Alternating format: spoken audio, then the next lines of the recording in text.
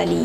मुंब्रा कळवानंतर ठाणा station परिसराचा कायापालट करण्यास सत्ताधारी पुढे सरसावले असतानाही आज रेल्वे विभागाकडून स्टेशन परिसरातील जागेवर अनधिकृतपणे थाटण्यात आलेल्या दुकाने व घरांवर कारवाई करण्यात आली। ठाणा स्टेशन पूर्व परिसरात अर्धवटसाठीच पुलाखाली गेल्या कित्येक दिवसांपासून रेल्वेच्या जागेवर अतिक्रमण करून येथे हॉटेल, फळे, ज्यूस सेंटर तसेच घरेही उभारण्यात आली होती। रेल्वे अधिकाऱ्यांनी पूर्वसूचना देऊनही नागरिकांनी दुर्लक्ष केल्याने अखेरीस आज कारवाई करण्यात आली। ठाणे पूर्व परिसरामध्ये रेल्वेच्या बाजूला एक जवळपास 67-68 पासून ही मंडळी इथे राहत आहेत आणि इथे अनधिकृत काही दुकानं उभी राहिली होती, ज्याच्या विरोधात स्थानिकांनी काही कंप्लेंट केली होती। तर रेल्वे प्रशासनाने ती आम्ही जमीनदोस्त करू असं सांगितलं होतं। पण आज या कारवाईच्या दरम्यान आणखीन एक 4 घरं जवळपास जी आधीपासून आहेत ती सुद्धा रेल्वे प्रशासनाने जमीनदोस्त केलेली आहेत। त्याच्या विरोधात आम्ही दाद रेल्वे प्रशासनाकडे मागणारच आहोत। पण इथे जे आलेले प्रशासकीय अधिकारी होती त्यांनी आम्हाला अभिवचन दिलं की बाकीची जी घरं आहेत ती आम्ही तोडणार नाही आहोत। तर त्या अनुषंगाने आज इथे सर्व ही जनता जी आहे ही सगळी मंडळी आहेत, ज्यांची घरं इथे तुटलेली आहेत, ती मंडळी एकत्र इथे उभी राहिलेली आहेत आणि आम्ही प्रशासनाचा पहिले तर पूर्ण बिमोड केला, म्हणजे त्यांना आम्ही आडकाठी केली।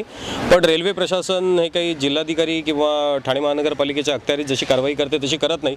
हे कोणत्याही प्रकारची नोटीस न देता त्यांनी सकाळपासूनच ही कारवाई केली आणि आता इथे बॅरिकेड्स ते लावणार आहेत। प्रशासनाला आमचं कुठेही आडकाठी नाही आहे, त्यांनी ही कारवाई करावी। पण त्याचबरोबरीने इथे जे स्थानिक मंडळी इतक्या वर्षांपासून इथे राहत आहेत त्यांच्या पुनर्वसनाचा कुठेतरी विचार केला जावा आणि पावसाळ्याच्या तोंडावर आज ही कारवाई होती आहे, तर उद्या या लोकांनी पावसामध्ये कुठे जायचं ह्याचा एक पर्याय रेल्वे प्रशासनाने त्यांच्या पुढे ठेवावा आणि कारवाई करावी, हे आमचं मत आहे। त्यामुळे पावसाळा तोंडावर आला असताना डोक्यावर छप्पर नसल्याने या नागरिकांवर बेघर होण्याची कुऱ्हाड कोसळली आहे।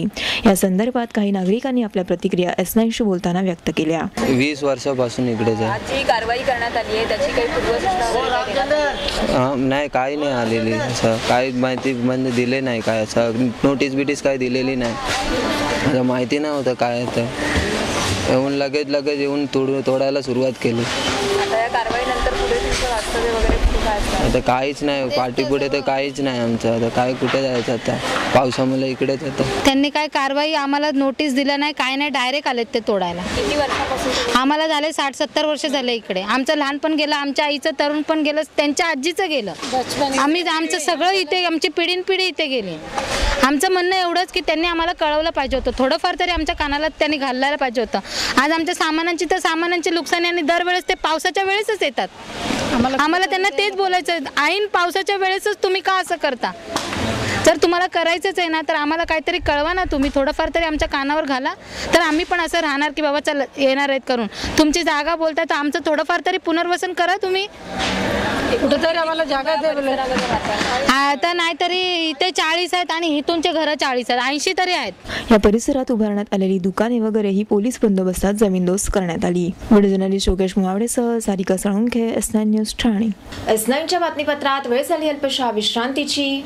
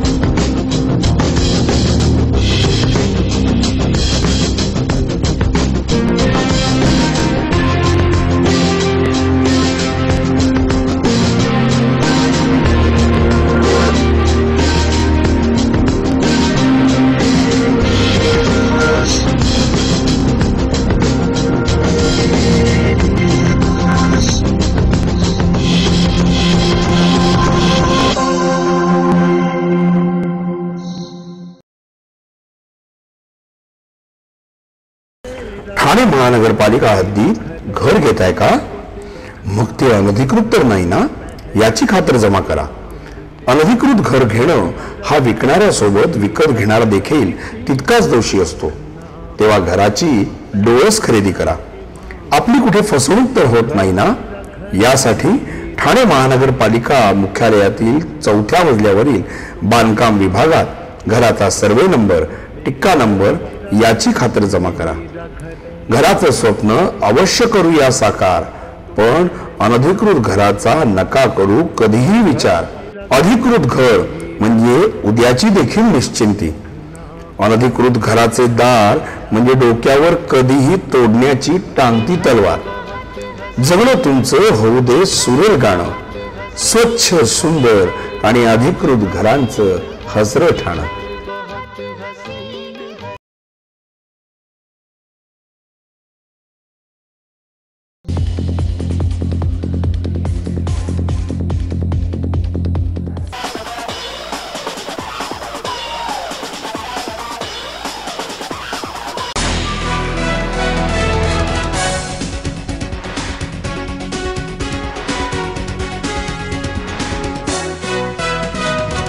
S9च्या बातमीपत्रात आपलं स्वागत. ठाणे जिल्ह्यातील इमू व्यावसायिकांची शासनाकडून फसवणूक केल्याने इमू व्यावसायिकांनी बँकेकडे कर्जमाफीची मागणी करीत लाक्षणिक उपोषण केले आहे. प्राचीन काळापासून शेती व्यवसायाला जोडधंदा म्हणून पशुपालन केले जात आहे. त्यातच इमू पक्ष्यांचे मांस व अंडी यांना मोठ्या प्रमाणात मागणी असल्याने ठाणे जिल्ह्यातील काही शेतकऱ्यांनी हा व्यवसाय सुरू केला. या व्यवसायाकरता लागणाऱ्या भांडवलासाठी ठाणे जिल्हा मध्यवर्ती बँकेकडून कर्ज व योग्य मार्गदर्शन करण्यात आले. ठाणे जिल्ह्यातील एकूण 71 शेतकऱ्यांनी मोठ्या प्रमाणावर मुदती कर्ज घेऊन बँकेचे मार्गदर्शन व धोरणानुसार सदर व्यवसाय सुरू केला. मात्र कालांतराने इमू पक्ष्याची अंडी व मांस खरेदी शासनाकडून न करण्यात आल्याने शेतकरी कर्जबाजारी झाले आहेत.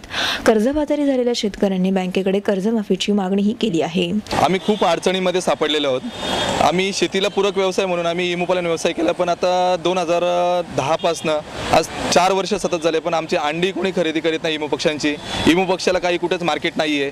तर आम्ही बँकेचे कर्जधारक आहेत. सर्व शेतकऱ्यांनी बँकेकडून कर्ज घेतलेले आहे. आता बँकेचं ताकद असं लागलेलं आहे की व्याज आणि व्याजावरती व्याज वाढत चाललेलं आहे. तर शेतकरी अक्षरशः म्हणजे खूप मेटाकुटीस आलेले आहेत. आमच्या अशा मागण्या आहेत का इमूचं कर्ज पूर्ण शासनाने माफ करावं आणि जे पक्ष आमच्याकडे आहेत त्यांना आम्ही सांभाळू शकत नाही आहेत, त्यांना खाद्यसुद्धा देऊ शकत नाही, तर त्यांना त्यांची विल्हेवाट लावावी. शासनाने त्यांची विल्हेवाट लावावी आणि आमचं कर्ज माफ करा. आमच्या ह्या 2 अटी आहेत. आम्ही इमूपालन शेतकरी.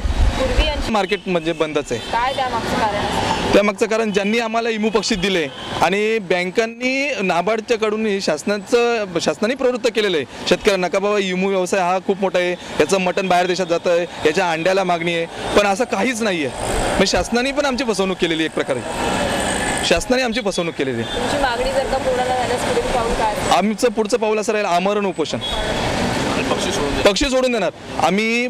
पूर्ण जिल्हाधिकारी कार्यालयाच्या बाहेर पक्षी सोडून देणार. सर्व इमू पक्षी टोटल सरासरी आमच्याकडे 7000 इमू पक्षी आहेत सर्व शेतकऱ्यांच्याकडे. एकूण किती इमू व्यावसायिक यांचा याच्यामध्ये? 75 इमू व्यावसायिक. पक्षी किती आहेत? 7000 इमू पक्षी आहेत. 7 ते 10. आर्थिक परिस्थिती डळमळीत झालेल्या शेतकऱ्यांना इमू पक्षी सांभाळणे आता कठीण झाले आहे. त्यामुळे शेतकऱ्यांचे संपूर्ण इमू पालन कर्ज माफ करावे व इमू पक्ष्यांची विल्हेवाट लावून शेतकऱ्यास या संकटातून मुक्त करावे अशी मागणी शेतकऱ्यांकडून केली जात आहे. मी ज्यावेळेस पक्षी घेतले त्यावेळेस या पक्ष्यांच्या अंड्यांचा रेट होता 1800 रुपये.